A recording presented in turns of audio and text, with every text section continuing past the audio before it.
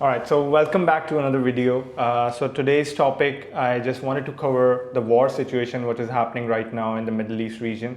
And there is a lot of, uncertainty towards the market of Dubai. The people who were thinking actually for the past few months, they want to invest now. They have come to a conclusion that they have shortlisted some properties and they wanted to invest. Now it has become quite a concern for them, like what's going to happen. Everyone is thinking and being uncertain right now that if that situation of Iran and Israel is going to affect the market of Dubai. If you have been following the market of Dubai for a while now, you will understand that every global turmoil situation have benefited Dubai as a region because of their neutrality in their economy, like Switzerland have it. Even in the World War II, there was a lot of assets parked in Switzerland by Germany as well and by U.S. economy. Like a lot of wealthy people actually want to diversify their funds and their wealth in those kinds of economy which is very neutral there, and they have no as such involvement in any kind of political situation which is happening around the world. Now Dubai is completely similar to that, but again Dubai has their own way of dealing with those kinds of conflicts and dealing with those kinds of inflow of people who are coming to the city. Now Dubai's vision is very long term, so which is why I wanted to give it to you, because I've done some of the research. I have listened to a lot of experts in the market who have been saying these things for a while now. They have very close eyes towards the UAE market as well. They have very close eyes towards China market as well, because of their country stake is also involved, and also they also have some clients in China. I actually have listened to one of the ex-military intelligence officer as well in a podcast, and he was explaining why a World War III is not going to happen. Even if it were to happen, what are the circumstances that global economies like China, US, and the other big powers have to face. Let's jump into this presentation. We'll cover each and every point, and then you can decide, like you will have the clarity after going through the complete presentation, like what do you think, like you will have your own clarity if that is going to happen, if the presentation makes sense. Also, if you're an expert, you also have a point of view towards the global economy, you can comment down in this video and we can learn together after you have watched this presentation. I named this presentation as a war effect, how the Dubai economy will react to this situation and what's going to happen. Why this is not the World War III, let's discuss. Let's go over it one by one. Take the headlines with a grain of salt, listen to reason, logic from unconventional media. So these are the references that I wanted you to have a look on it, so that you can understand what are the experts of the market are saying right now for Dubai economy. So the first guy, James Hickman, he was the one guy who came on the podcast and Shift Sovereign podcast. Or you can search it up on the YouTube and you can go to his channel and watch this video. And now he have a very different kind of view on war.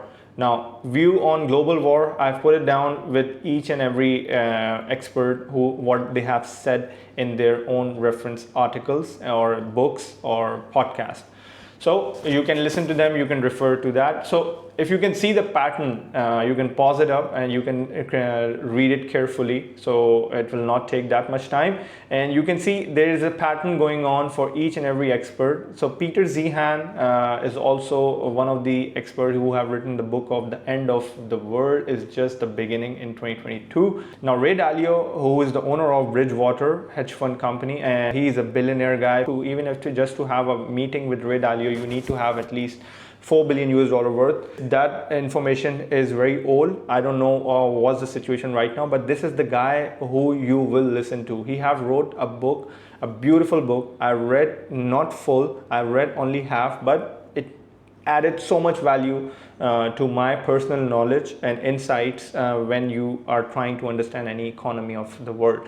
Now this guy, he also says that economic war is greater than the physical war. Inflation, debt, sanctions, these kinds of things really affect and paralyze an economy. So he's also saying that World War III is very unlikely to happen at this moment. George Friedman, again, another expert, the storm before the calm. He also says that large-scale war, unlikely instability is localized, which means any conflict which is happening between Israel and Iran, it's completely localized, and these world economies have already talked about it in the media. It is clear to these countries who are under the conflict right now that they have to keep this localized so that it does not affect the neighboring regions of the Middle East. This is the most likely thing which is going to happen. Same thing has happened previously, like a couple of weeks ago in Pakistan-India situation. Now Israel and Gaza situation also happened. Everything was localized, nothing affected the world. We haven't seen any kind of a World War III. Yeah, I know it's a very hot trending topic. Everyone is, talking about World War III right now, but we have to really understand like why it will happen, what are the chances according to the current situation globally. Now, these 5 experts have said, I have mentioned the reference as well, you can check it out, that World War III is very unlikely to happen. Now, what are their views on China? Dr. Yan is from China, okay. George Friedman, Ray Dalio, Peter Zeihan, James Hickman from the US. So you have a balanced, overview on each of those topics that I'm discussing right now. James Hickman views on China, he says that overstated military capability, lacks naval logistics. Now, in this situation of Iran-Israel, a lot of things happen. I won't go into details, but they were using the China's weaponry. But what happened was, there were some lacking in the defense standards of Iran, and there were some lacking in, obviously, Israel side as well.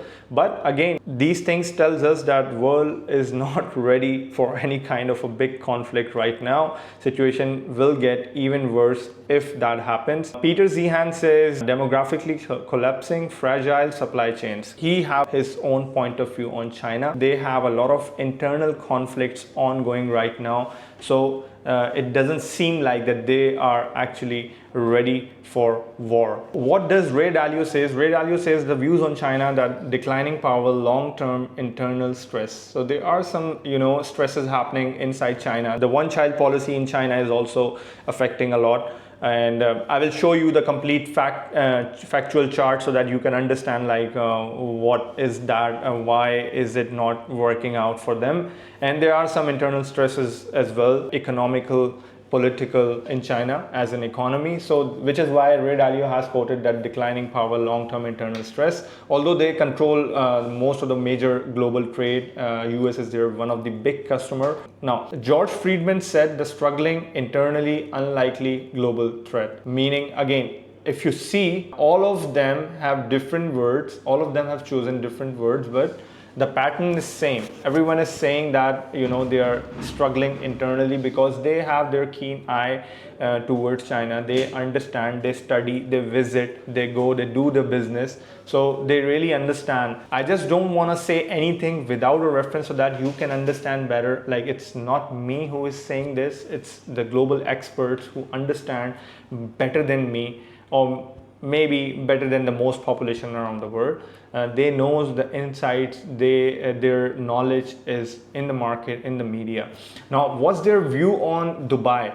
So you can see James Hickman, who is a military, ex-military agent, who also says that in neutral, safe haven in chaos. That's what we are seeing right now. In Dubai, whenever any kind of a war situation happen, people flock to Dubai. People preserve their wealth to Dubai. People in any kind of a conflict, even if it's Russia, Ukraine, even if it's India, Pakistan, even if it's Israel, Iran, we always have seen in the past as well that if any global conflicts happen, even if it's not a conflict, even if it's a global, even if it's an economical default situation, like what happened in the real estate crash in 2008 in USA. Even at that time, a lot of people chose Dubai as their long-term home. Now, same thing is going to happen with a lot of regions. They will be eyeing towards Dubai in the next 3 to 4 years time. I will delve deep into that in this presentation, so you stick with me. Now, Peter Zeihan, who says that vital node for energy plus trade. Now, this we are seeing right now on what is happening. You can search it up on the Google and you can understand what is the foreign direct investment situation where Dubai is ranked. Now, Dubai is ranked #1 in the whole UAE region and in the world to attract most of the foreign direct investment, and leading the way in a way that the people who are in the second, they are way behind the specific city of Dubai.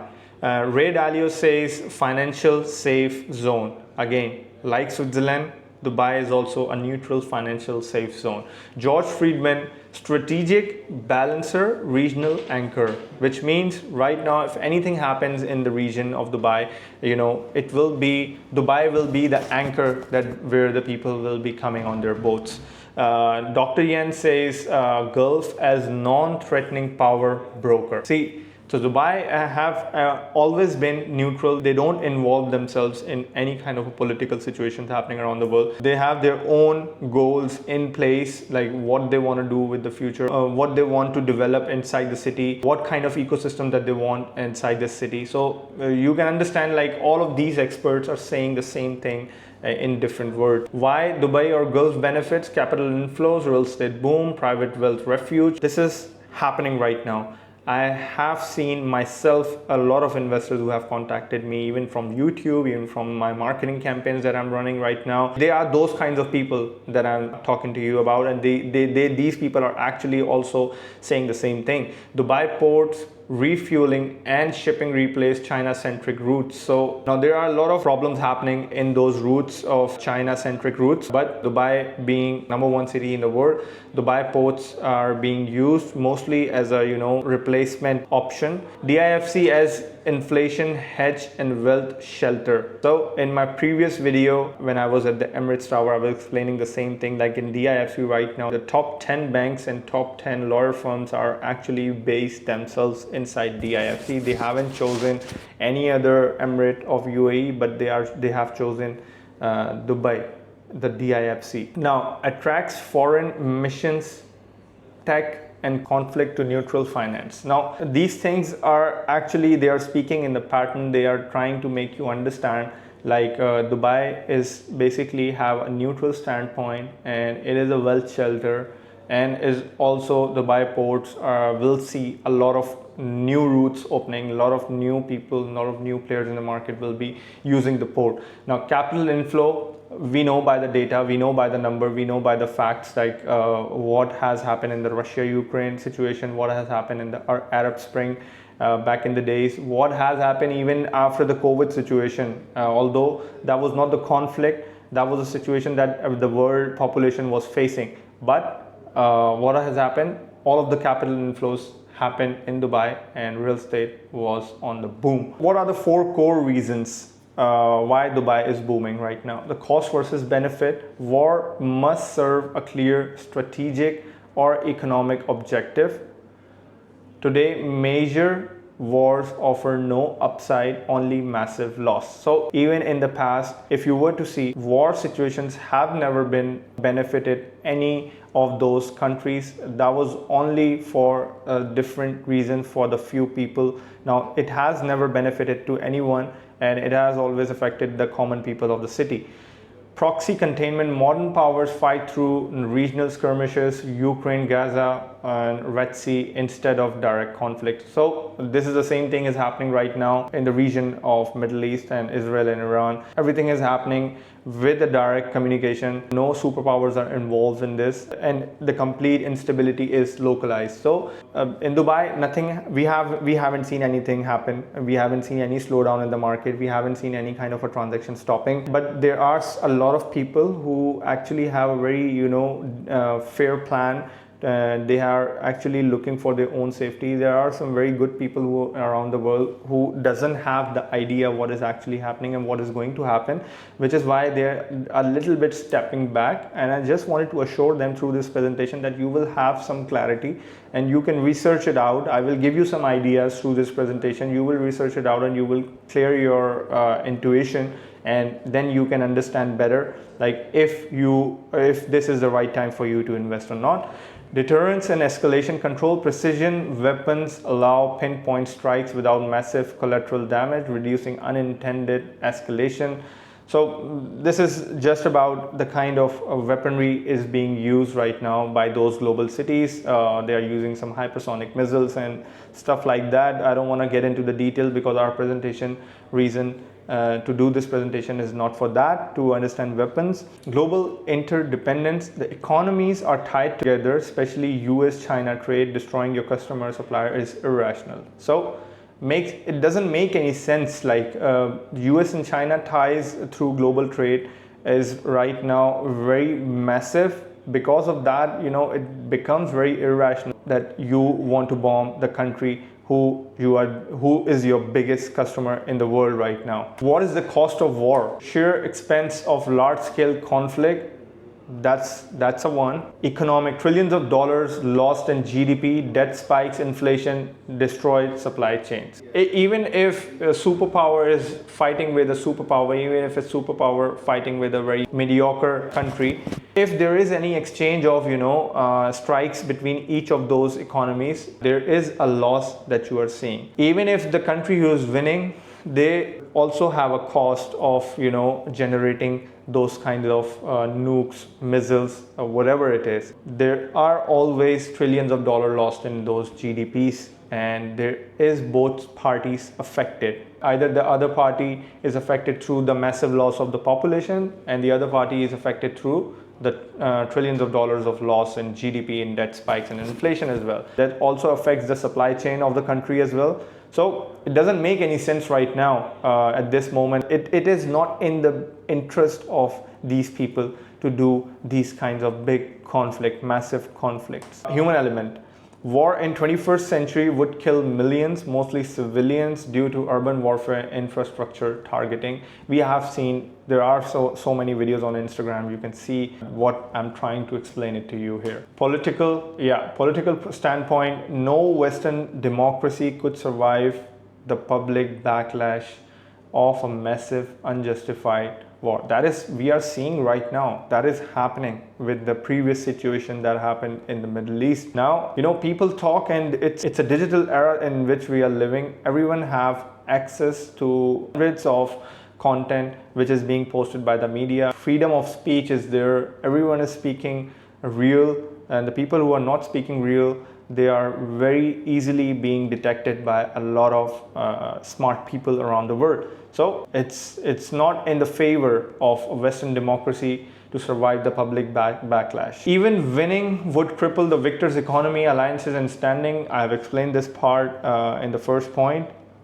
The cost of war today is so high that rational actors avoid it unless they have lost control of the calculus. This point actually explains, until everything is under control, nobody wants a war. Nobody wants to go towards that path. Everyone wants their families to be safe. Everyone wants the safety, the preservation of their wealth. Nobody wants to, pay higher taxes. Nobody wants to get in the situation of the debt. Nobody wants to face that kind of hyperinflation inside their cities where they're living.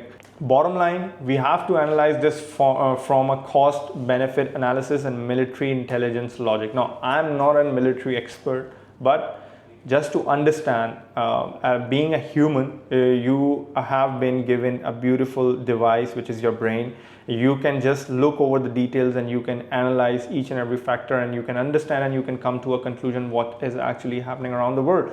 So cost-benefit analysis and military intelligence logic can make you understand why this is a very irrational situation right now. World War III is unlikely, not because peace is guaranteed, but because war is too expensive, irrational, and unwinnable at scale. Now this makes sense. This makes sense, which is why I added this point inside this presentation. China's posture is more bark than bite.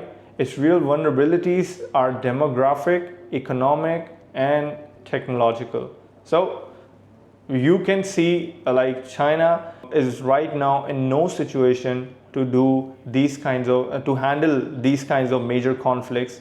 The real vulnerabilities on which they are working right now is the demographic internal conflicts which are happening inside their city, the economic problems and the decisions that they have taken, their state have taken, and the technological situation they have to work on. America remains the world's dominant military force, but even it can't afford a global war. Even if you were to, accept that America remains the world's dominant military force, we know the situation of debt in America right now. If you were to find out what is the debt situation in America right now, you just Google it, America's debt clock, go into that link, and you will have the point that I'm trying to make you understand.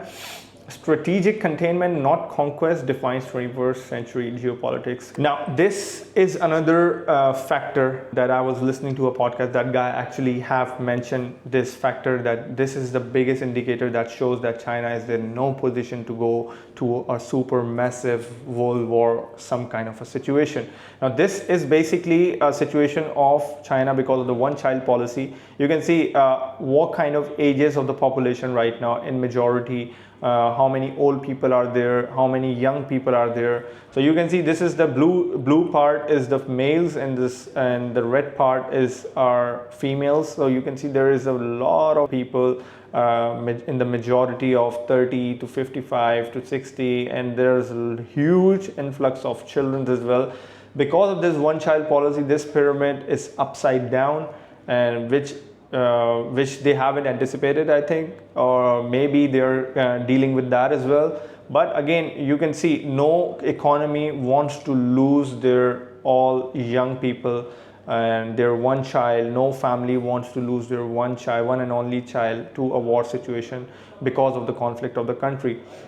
Now, this is a very imbalanced factor and indicator that shows us that China is in no position to do that, to go and get into that kind of a conflict. Now, let's see the India situation. Now, India's and China's population is more or less the same, or you can say there might be some plus and minus. But again, you should see like this is actually a healthy pyramid situation that is in India right now. They have a balance of young, old, and a very less amount of older people who are reaching above 94 age. So this tells you like this is the biggest indicator that why China is not ready for the war. They have to really understand their own internal conflicts, and then re-innovate those ideas and then work on it accordingly. Otherwise, it becomes very irrational. History. Now, capital flight from Russia and Ukraine supercharges Dubai. Okay. Context: since the 2022 invasion of Ukraine, both Russia and Ukrainian HNWIs, like high net worth individuals, have sought neutral, secure, globally connected jurisdictions. Dubai emerged as a preferred destination over European capitals, which imposed sanctions and visa restrictions. Now, I personally have been saying this a lot of brokers, a lot of smart consultants in the market have also been saying this a lot, that when that Russia-Ukraine conflict happened, there was a lot of inflow of the capital inside the city, and those were not only those people who were actually investing and then just preserving their wealth, they were actually moving. I will give you the factual data of how many people have moved, how many people have opened the company, what was their rank at the time when the capital was inflowing inside the city. Now, we know that Dubai is a very welcoming city. While the war is regional, the economic ripple was global. See, this is the problem. Whenever there is a war situation happen, the countries who are involved with those countries because of the trade or because of any situation, the ripple effect is also they're going to get. So what's going to happen? What is the ripple effect of those countries will have towards Dubai? More capital is going to inflow to Dubai. More wealthy people who have their bases, who have their family inside those countries, they want to relocate, they want to look for the safety, they want to look for a very neutral standpoint where they can preserve their wealth. They don't want any kind of a conflict to lose all of their wealth because of any kind of a situation of a global conflict. Dubai's non-aligned stance, fast visa processing, and real estate availability made it a first mover magnet for escaping capital. We have seen it in 2023, and it's been more than 2 years. And let me just show you another number of what's actually happened. Now, what Dubai gained out of those situation of Russia, Ukraine. Just this is one example. Billions in real estate purchases that happened, particularly in cash or crypto. New corporate setups in DMCC, Dubai Multi commodity center, and DIFC, especially for commodities and logistics firms. These corporate setups were done by Russians. The inflows were in billions, okay? Payments came through cash and crypto. Surge in luxury car import, yacht ownership, and private banking.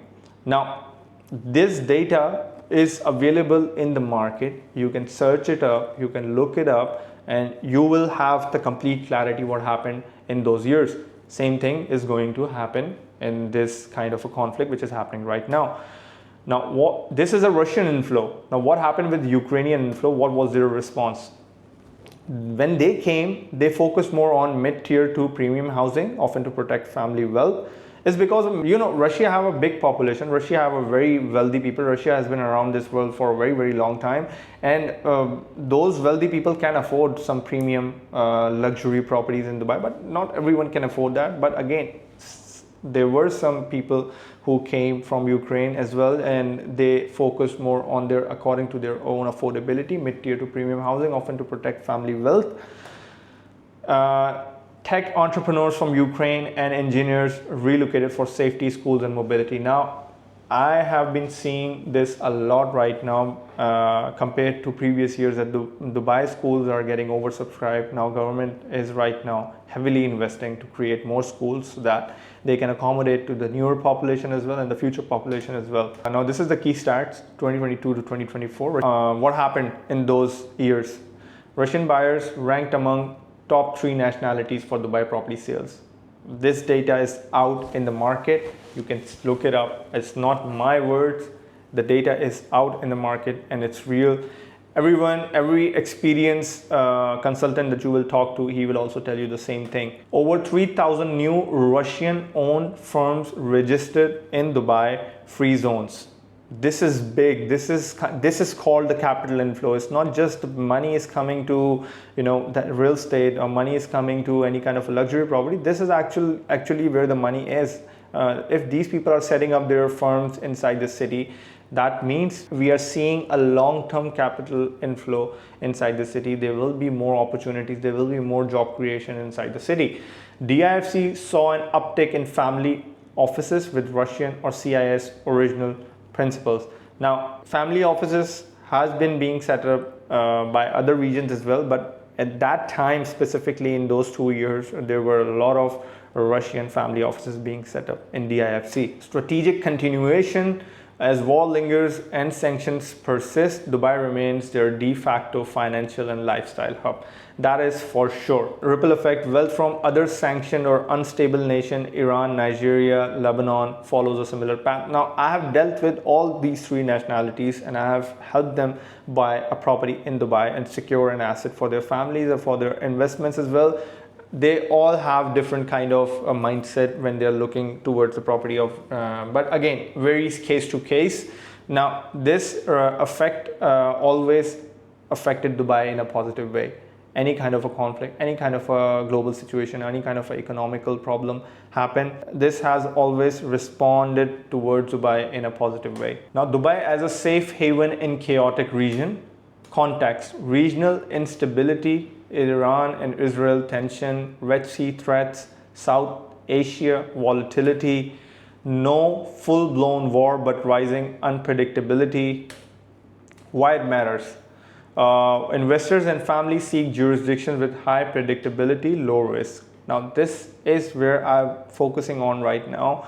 Like, investment is good in Dubai real estate, but the low risk, high predictability should be there. There are a lot of people in this market who have their mindset already made up and they are not looking for any kind of high risk, high returns. They are looking for a safe asset on which they can preserve their wealth for a very long-term basis. Right now, the trend has changed in Dubai. Speculators are very less, 30 to 40%, I would say. Mostly the people who are coming to Dubai, they can really afford those properties and they want to hold it for a long term. But people who I have talked to, they have the mindset of that they want to hold on to that property for a very, very long term time. Now, they are coming from European market, they are coming from America markets as well. So they don't have a habit to, sell those property. They want to keep it on rent and have safe ROI rental returns. Now, Dubai's neutrality, proactive diplomacy, and security profile make it the most Switzerland-like city in the region. We had discussed this in the start of this presentation. What Dubai gains: surge in private capital inflows, real estate, DIFC banking. Now, this is happening right now. This is not just a thing that Dubai will gain. Dubai has already gained that, and it will keep on coming. Growing wealth migration, high net worth individuals, second home seekers. Second home seekers are in a big volume right now in the city, which shows us a very healthy demand of new population who is coming inside the city. Family offices and trust structures relocating to DIFC, we have already discussed. Now, global trade rerouting benefits to Dubai. Context: Red Sea shipping lanes are disrupted, Houthi attacks. Now, this is the Yemeni criminals who are pirates, who are actually, not letting, they're creating the disruptions in those shipping routes. So China's military weakness means Belt and Road is vulnerable. Because of that, a lot of people are actually choosing the east and west trade route. Why it matters: global supply chains need alternative hubs for east-west transit.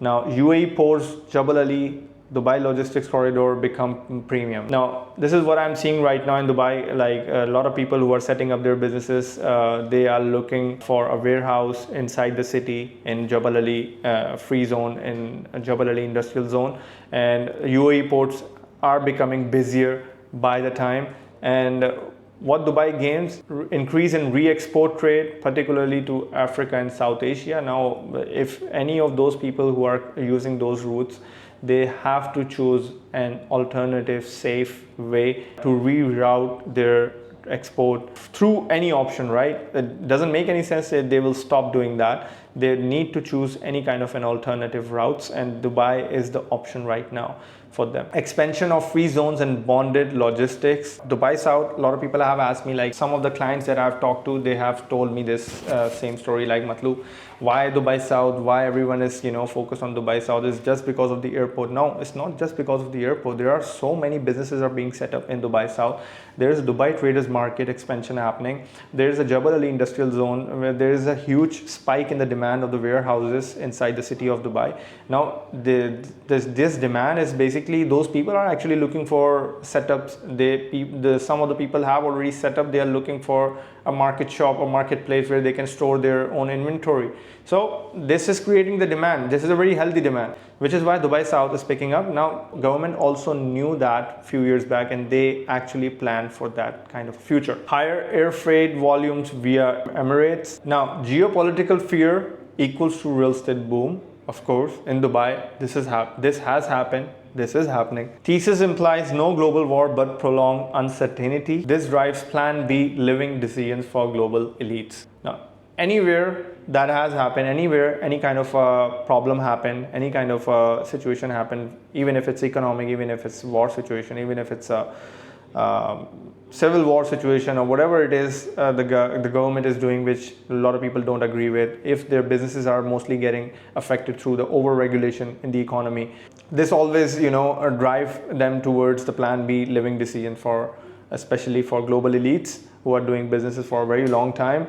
Why it matters: Dubai offers a perfect blend: safe, luxurious, low tax, accessible. That is for sure. Everyone knows that. High yields plus geopolitical safety equals to unmatched real estate appeal. Now, there is a term called don't spend more than you earn.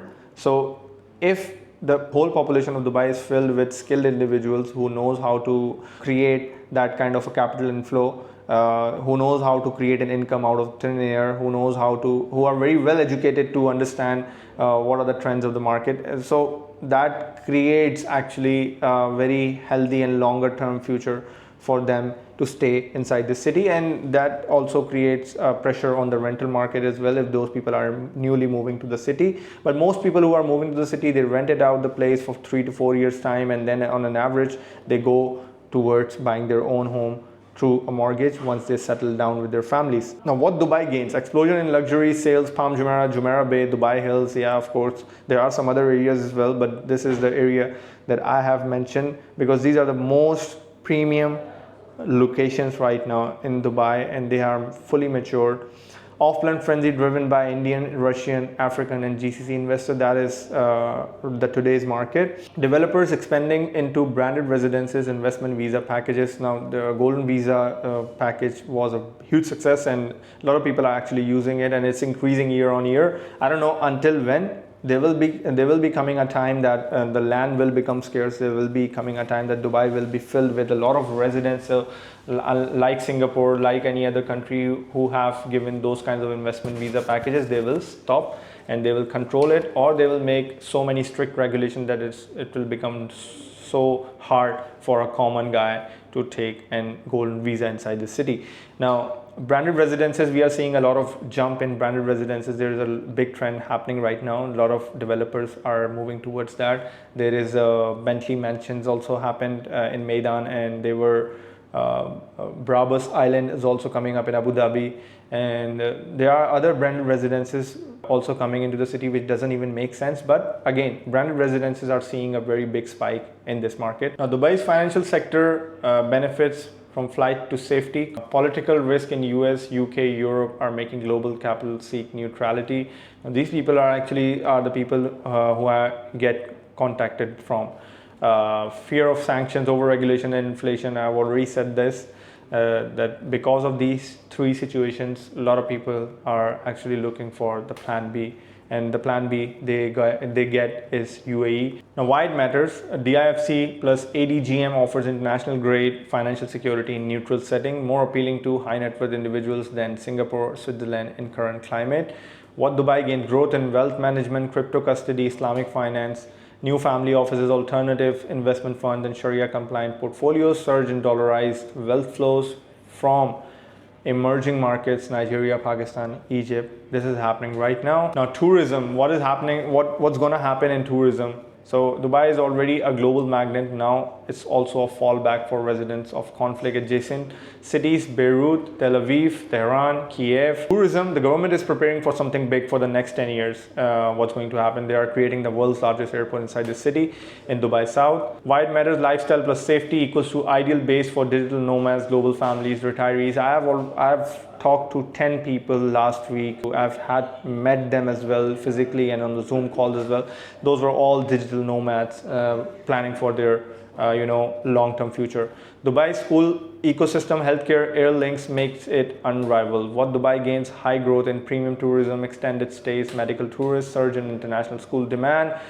We are seeing that demand right now in this city, and it's very hard. It's becoming challenging to get an admission for your kid, but I can also help you in how to navigate through these situations, because I've been living in this city for quite a while now. A real estate demand from migrating tech workers, especially from Tel Aviv and Eastern Europe. Now, what is the strategic summary of the whole presentation that we have done? Dubai's unique formula gets to geopolitical neutrality plus economic ambition plus regulatory sophistication. Now, this regulatory sophistication is evolving day by day. This is why our government have the credibility which no other government have. Makes it the #1 beneficiary of world defined by no world war, fragmented regional chaos, accelerating wealth protection behavior. This framework unintentionally describes the world tailor-made for Dubai's economic model to thrive. Now, I hope this presentation gives you some kind of a clarity, but if you still have some questions, feel free to contact me on the number given below. Let's talk. If you're planning for your next long-term future in Dubai and you want to set up your businesses and even if you want to relocate your family offices, I can help you in each and every aspect of that. I have connections in this market, which is why a lot of people who have worked with me, they stayed with me. They don't want to work with any other consultant in the market. So I'll just wrap it up now. I'll try to make as many videos as I can to make you understand about the economy of Dubai, what are the plannings of the government, which a lot of people don't know about that. So thank you for watching. This is Matlub Ahmed Khan signing out.